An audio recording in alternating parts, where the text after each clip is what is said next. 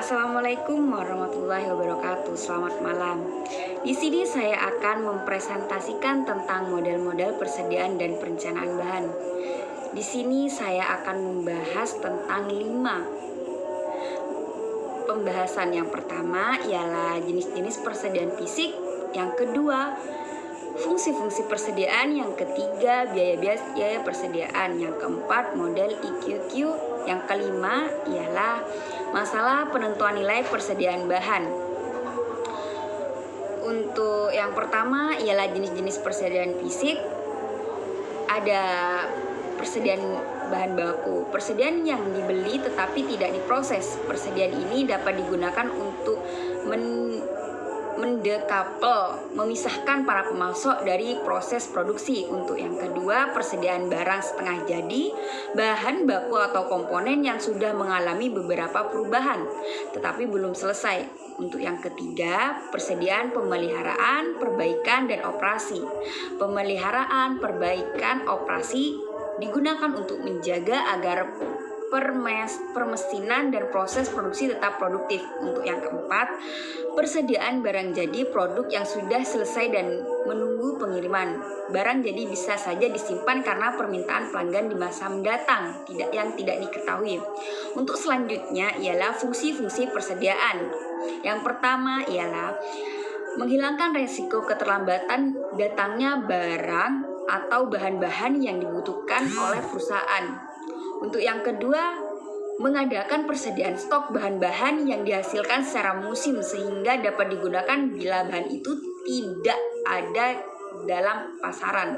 Untuk yang ketiga, memperlancar operasi perusahaan. Untuk yang keempat, mengoptimalkan penggunaan mesin pabrik atau perusahaan. Untuk yang kelima, memberikan pelayanan kepada pelanggan sebaik-baiknya. Untuk pembahasan selanjutnya ialah biaya-biaya persediaan. Yang pertama ada cost item atau harga barang per unit, yaitu biaya yang timbul karena adanya harga per unit pembelian barang. Untuk yang kedua adalah ordering cost atau biaya pemesanan, yaitu biaya yang dikeluarkan berkenaan dengan adanya pemesanan barang atau bahan. Untuk yang ketiga ada holding cost atau biaya penyimpanan, yaitu biaya yang dikeluarkan berkenaan dengan adanya kegiatan penyimpanan barang atau bahan yang sudah dibeli. Untuk yang keempat ada stock out cost atau biaya kekurangan persediaan, yaitu biaya yang digunakan sehubungan dengan adanya persediaan yang kecil dari jumlah yang dikeluarkan. Untuk yang kelima ada biaya resiko kerusakan dan kehilangan persediaan, yaitu biaya yang timbul akibat barang persediaan telah kadaluarsa atau rusak akibat kondisi tertentu dan kehilangan persediaan.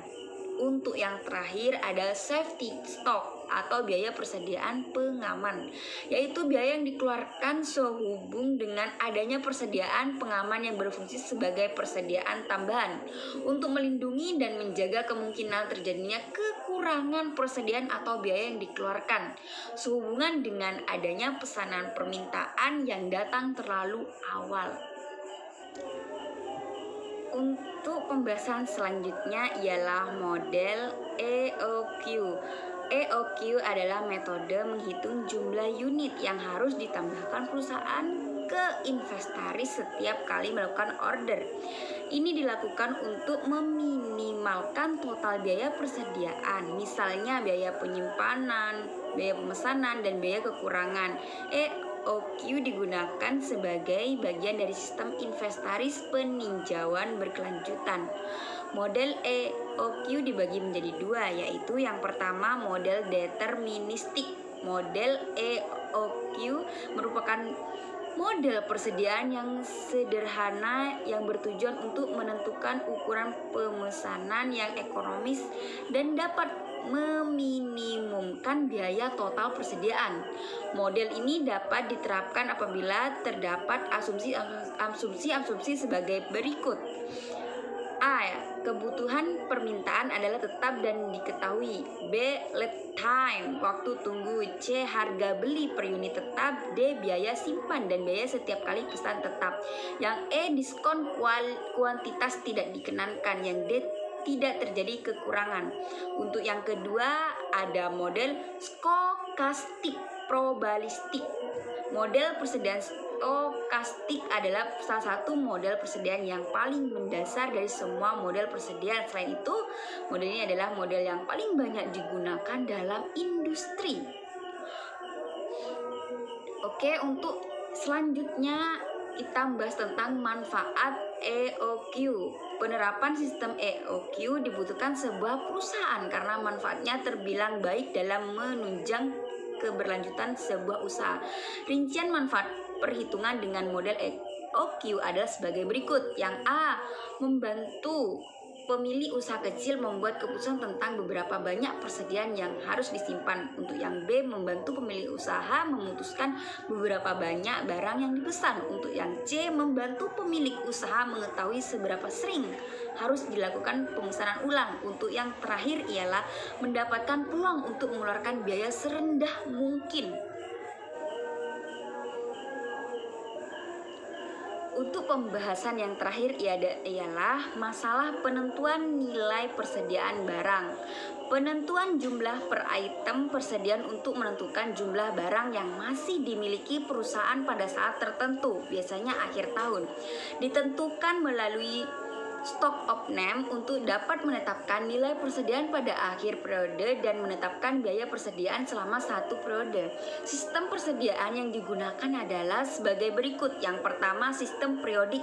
Sistem ini dilakukan dengan cara perhitungan fisik barang pada setiap akhir periode untuk menentukan jumlah persediaan akhir setiap jenis persediaan yang ada pada akhir periode, kemudian dikalikan dengan suatu tingkat harga atau biaya.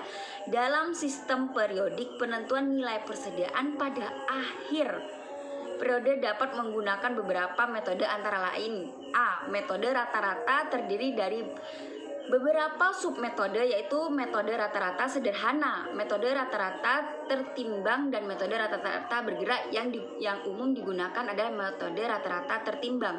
Untuk yang B, metode FIFO, yang mengakui barang yang lebih dulu masuk dianggap lebih dulu keluar, sehingga nilai presentasi akhir terdiri atas persediaan barang yang dibeli atau yang masuk belakangan. Untuk yang C, metode persediaan dasar basic stock, disebut juga sebagai persediaan besi, yakni persediaan minimum yang harus dimiliki perusahaan untuk menjaga likuiditas perusahaan. Untuk yang D, metode LIFO.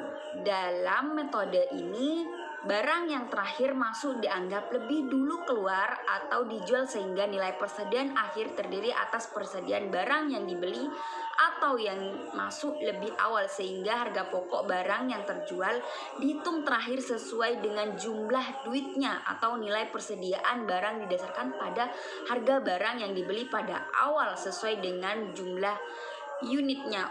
Untuk yang kedua, sistem perpetual. Sistem ini sedikit lebih rumit, di mana akan dilakukan pencatatan atas persediaan secara terus-menerus mulai dari transaksi pembelian maupun penjualan. Untuk di RS, sistem ini agak sulit karena ini menggunakan sistem periodik. Cukup sekian dari presentasi kami, kurang lebihnya mohon maaf. Wassalamualaikum warahmatullahi wabarakatuh.